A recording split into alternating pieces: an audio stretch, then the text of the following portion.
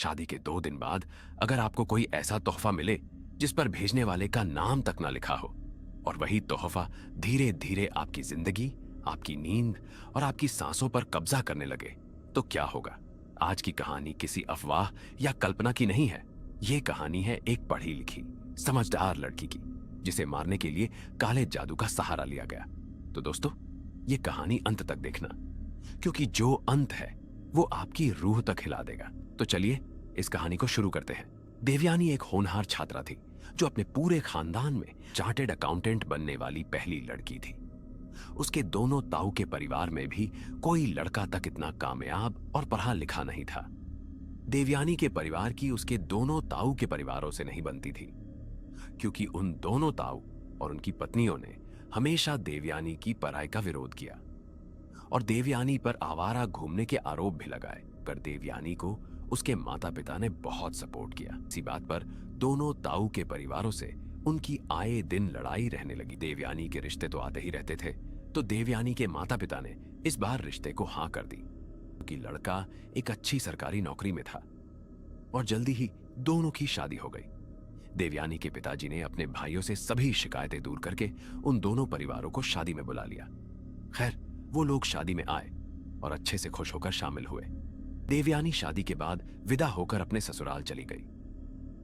2 दिनों बाद सभी रस्में होने पर देवयानी और उसके पति शादी में मिले गिफ्ट को खोल रहे थे।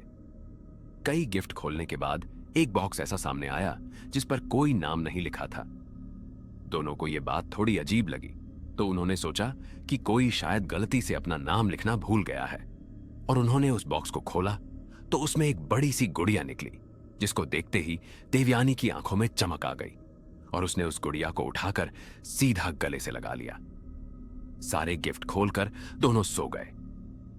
देवयानी अब उस गुड़िया के साथ काफी समय बिताने लगी।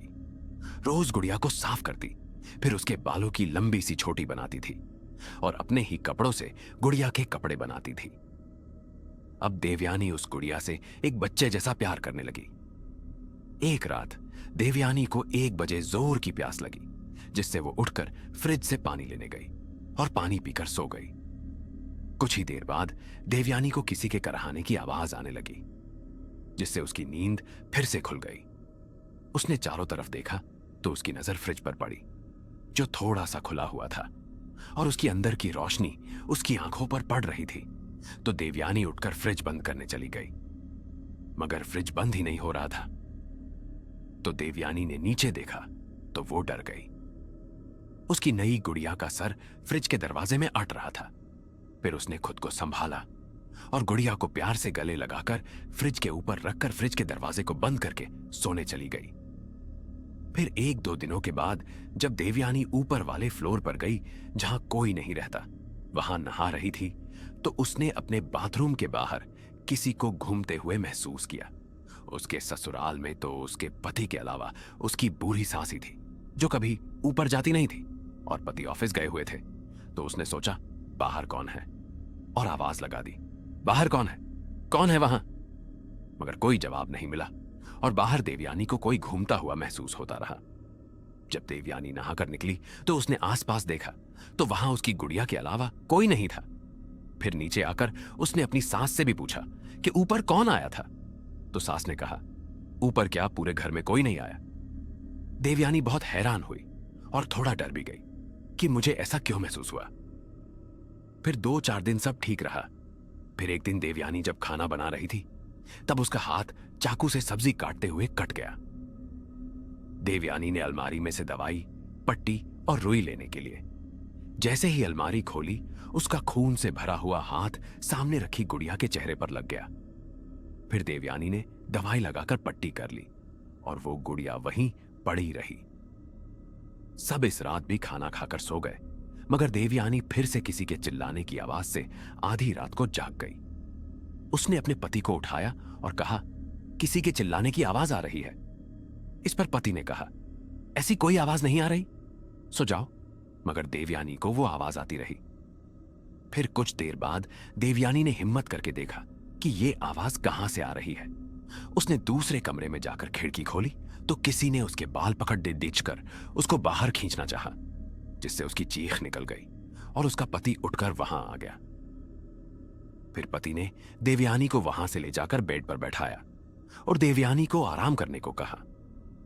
अगली सुबह देवयानी जब उठकर पानी पीने लगी तो मुंह में बालों का गुच्छा आ गया।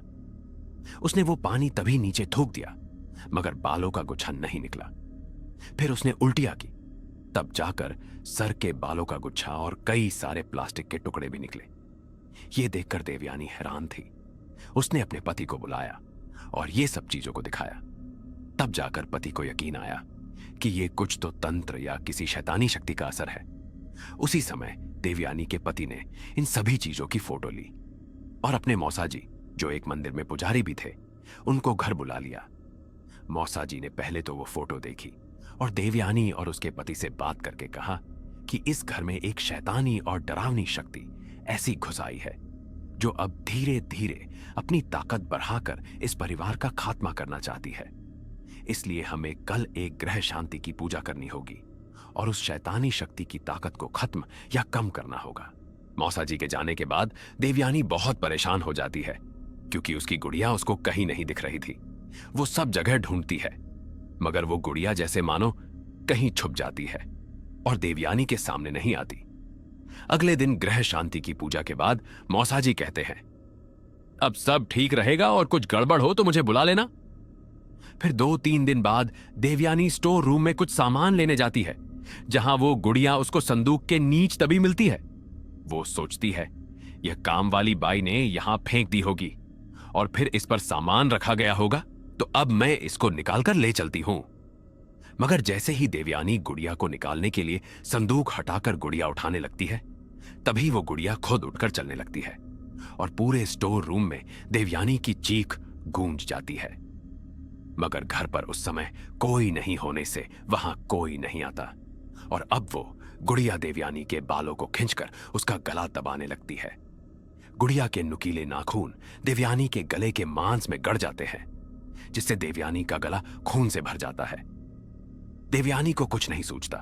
फिर उसके मन में मां काली का मंत्र आता है और वो उस मंत्र को जपने लगती है, जिससे उस गुड़िया पर काफी असर होता है और वो गुड़िया एकदम से निर्जीव होकर जमीन पर गिर जाती है और देवयानी अपनी जान बचाकर वहां से निकल जाती है। उसके बाद वो अपनी सास को पड़ोस से बुलाकर लाती है और पति को भी घर आने को कहती है। पति आते ही देवयानी को हॉस्पिटल ले जाता है और फिर मौसाजी को फोन पर सब बता देता है और मौसाजी कहते हैं कि इसके लिए मुझे कुछ दिनों का समय चाहिए। मैं तभी किसी सिद्ध पुरुष को बुलाकर इसका पक्का इलाज करा पाऊंगा। तब तक तुम सब यहां मेरे घर रहने आ जाओ। मगर देवयानी वहां न जाकर अपने मायके चली जाती है और अपने माता पिता को सब बता देती है, जिससे उनका सीधा शक दोनों ताऊ के परिवार पर जाता है और देवयानी के परिवार की दोनों ताऊ के परिवारों से लड़ाई हो जाती है। मगर दोनों ताऊ के परिवार इस बात को मानने को बिल्कुल भी तैयार नहीं होते कि उन्होंने कुछ भी ऐसा नहीं किया। मौसाजी किसी तांत्रिक बाबा को लेकर देवयानी के ससुराल वाले घर जाते हैं और खाली पड़े पूरे घर की छानबीन करते हैं। फिर आखिर में उस स्टोर रूम में जाकर देखते हैं तो वहां के नकारात्मक वातावरण से मौसाजी को भी चक्कर आ जाते हैं। फिर वो गुड़िया उनको दिखती है। उस गुड़िया के सर से बाल गायब थे और उसकी खोपड़ी का काफी हिस्सा तक कटा हुआ था। उसके मुंह पर देवयानी के हाथों का खून था, जो देवयानी ने ही गलती से अलमारी से दवाई निकालते हुए लगा दिया था। मौसाजी ने भी ऐसा मंज पहले कभी नहीं देखा था। तो मौसाजी तांत्रिक बाबा से कहने लगे कि बाबा, यहां से जल्दी चलिए, मुझसे यह सब देखा नहीं जा रहा। तब तांत्रिक बाबा घर में घुसने के बाद पहली बार बोले कि यहां जो सब शैतानी करतब और काला जादू चल रहा है, यह गुड़िया इसकी जड़ है। इसी को माध्यम बनाकर देवयानी को परेशान किया जा रहा है। अब मैं इस गुड़िया को ले चलता हूं और अब इसी से पूछूंगा कि यह सब किसने कराया है। तांत्रिक बाबा मौसाजी से देवयानी, उसके पति और सास को अगली रात उनकी कुटिया पर लाने को कहते हैं।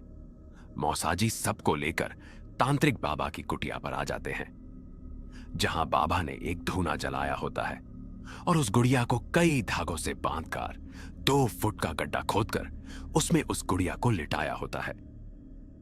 मौसाजी सहित सभी घर वाले डरते हुए कुटिया में धूने के चारों ओर बैठ जाते हैं और फिर तांत्रिक बाबा कुछ मंत्र पलटकर धोने की आग में कुछ सामग्री डालते हैं और सबको बताते हैं कि अब मैंने इस काला जादू की गुड़िया को निष्क्रिय करके इसका इलाज कर दिया है।